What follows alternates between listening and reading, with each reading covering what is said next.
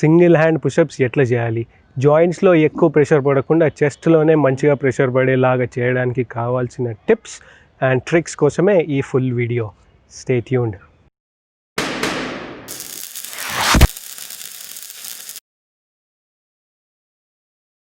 Hello everyone, welcome to lazy muscle. నా పేరు రోహిత్. నేను certified fitness expert, personal trainer and functional trainer.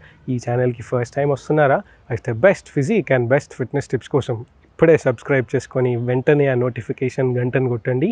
అట్లే ఈ వీడియోని షేర్ కూడా చేయండి.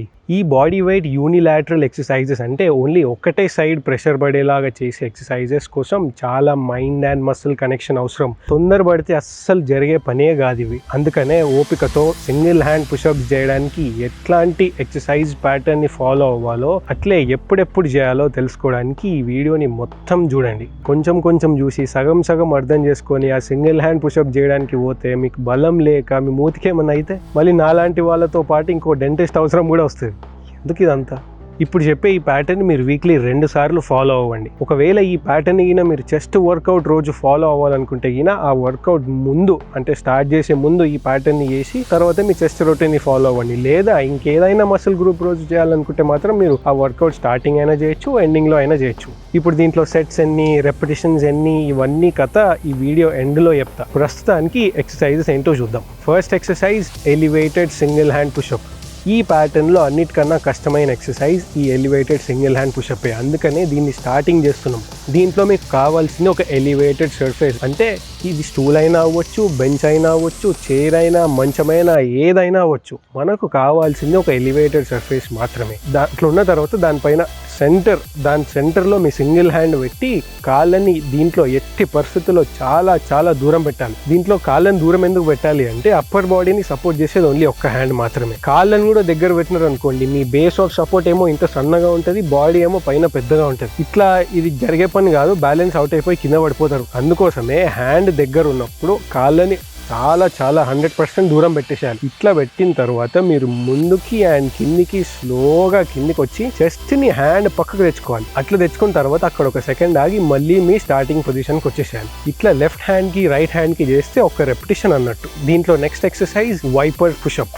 దీంట్లో మనం స్టాండర్డ్ పుషప్ చేసేటప్పుడు షోల్డర్ విడ్త్ డిస్టెన్స్ ఎట్లయితే పెట్టుకుంటామో, అదే just below your shoulder hands ఎట్లయితే పెట్టుకుంటామో దీంట్లో కూడా అదే పొజిషన్ పెట్టుకొని కాళ్ళని దగ్గరకైనా పెట్టుకోండి, కాళ్ళని దూరమైనా పెట్టుకోవచ్చు. దగ్గర పెట్టుకుంటే కష్టం, దూరం పెట్టుకుంటే కొంచెం ఈజీ, అంతే. ఇంకా ఏం పెద్ద తేడా లేదు దాని కాళ్ళల్లో. ఇట్లా పెట్టుకున్న తర్వాత నార్మల్ పుషప్ కి ఎట్లయితే మీరు ముందుకి అండ్ కిందికి వెళ్తారో అట్లే మొత్తం ముందుకి అండ్ కిందికి వెళ్ళి ఒక హ్యాండ్ ని మొత్తం అవే ఫ్రమ్ ద బాడీ తీసుకోవాలి. అవే ఫ్రమ్ ద బాడీ తీసుకుపోయి అట్లా ఫ్లోర్ ని వైప్ చేసి ఒక పెద్ద సర్కిల్ చేసి మళ్ళీ స్టార్టింగ్ పొజిషన్ కి తీసుకొని రావాలి. అట్లే ఇంకొక హ్యాండ్ ని కూడా మొత్తం అవే ఫ్రమ్ ద బాడీ తీసుకుపోయి ఒక మంచిగా వైప్ చేసి ఫ్లోర్ ని మళ్ళీ చెస్ట్ దగ్గర తీసుకొని రావాలి. ఇట్లా లెఫ్ట్ అండ్ రైట్ చేసి మళ్ళీ పైకి స్టార్టింగ్ పొజిషన్కి వస్తే ఒక రెపిటేషన్ అయినట్టు. ఈ ప్యాటర్న్ లో లాస్ట్ ఎక్సర్సైజ్ అండ్ కొంచెం ఈజీ ఎక్సర్సైజ్ స్టాగర్డ్ పుషప్. ముందు చెప్పిన స్టాన్స్, అదే షోల్డర్ విడ్త్ డిస్టెన్స్ కాలు దగ్గరైనా దూరమైనా పెట్టిన తర్వాత మీరు ఒక చెయ్యిని ముందుకు పంపించాలి. అట్లా ముందుకు పంపించిన తర్వాత ఏ పొజిషన్ అయితే ఉంటుందో అదే మీ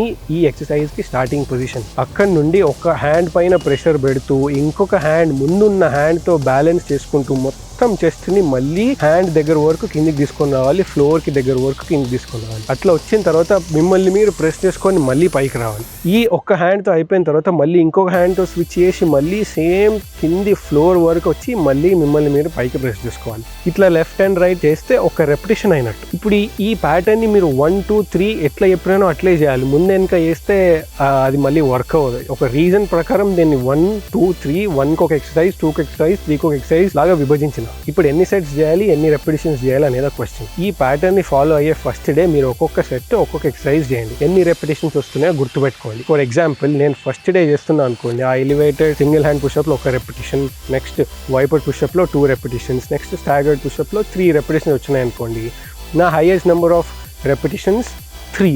ఇప్పుడు ఈ 3కి నంబర్ 5 యాడ్ చేయండి. ఈ నంబర్ 5 యాడ్ చేస్తే మీకు వచ్చింది నాకు వచ్చింది 8 repetitions.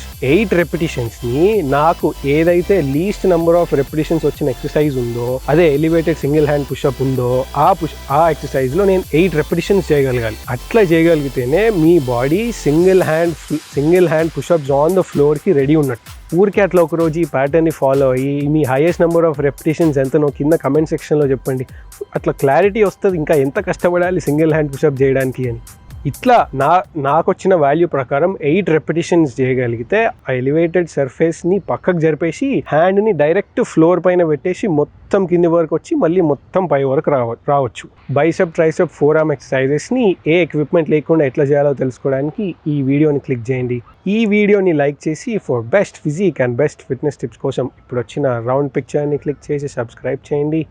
Okay people, this is Rohit signing off.